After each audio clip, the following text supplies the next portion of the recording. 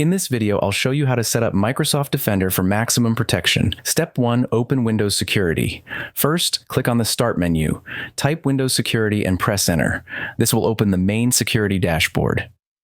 Step 2. Configure Virus and Threat Protection. Click on Virus and Threat Protection.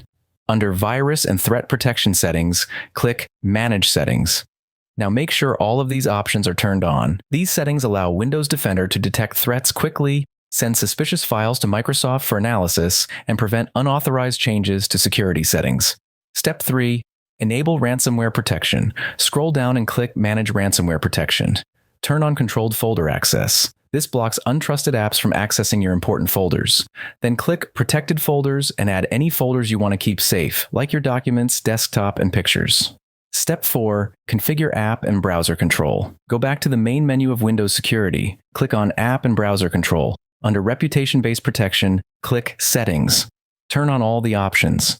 These features help block apps and websites that are suspicious or low reputation. Step 5. Turn on Exploit Protection. Still under App and Browser Control, scroll down and click Exploit Protection Settings. Under the System Settings tab, turn on all options that are available. These settings harden your system against known exploits and vulnerabilities. Final tip, check for updates. Back in the main menu, click Check for Updates. Make sure your threat definitions are up to date. This ensures Defender knows about the latest threats. That's it. Your PC is now locked down with Microsoft Defender.